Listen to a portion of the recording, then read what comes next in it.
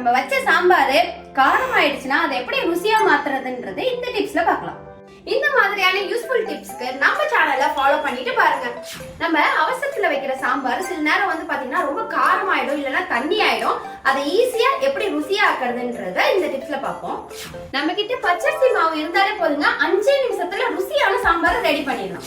அரிசி மாவுல கொஞ்சமா தண்ணி ஊத்தி நல்லா கலந்துக்கோங்க. இப்போ இந்த அரிசி மாவை வந்து சாம்பார்ல ஊத்திட்டு நல்லா ஒரு 5 மினிட்ஸ் நல்லா கொதிக்க விட்டுருங்க. அதுல இருக்க காரம் பிளஸ் வந்து தண்ணியும் இருந்தாலுமே வந்து பாத்தீங்கன்னா நல்லா கெட்டியா ருசியா ஆயிடுங்க இந்த சாம்பார். இன்னும் ஒரு சின்ன டிப்ஸ் தாங்க, நீங்க சாம்பாரை ஃபர்ஸ்டே தாளிக்காம கடைசியா கொதி வந்ததுக்கு அப்புறம் நெய் ஊத்தி தாளிச்சு ஊத்தி பாருங்க, சாம்பார் ரொம்ப ருசியாவும் ரொம்ப ஸ்மெல்லாவும் இருக்கும். இந்த யூஸ்ஃபுல்லான டிப்ஸை நீங்களும் ட்ரை பண்ணி பார்த்துட்டு உங்க ஃபேமிலி அண்ட் ஃப்ரெண்ட்ஸுக்கு கண்டிப்பா ஷேர் பண்ணுங்க. உங்களுக்கும் என்ன மாதிரியே சாம்பார் பிடிக்கும்னா கமெண்ட் பாக்ஸ்ல சாம்பார் அப்படின்னு டைப் பண்ணுங்க.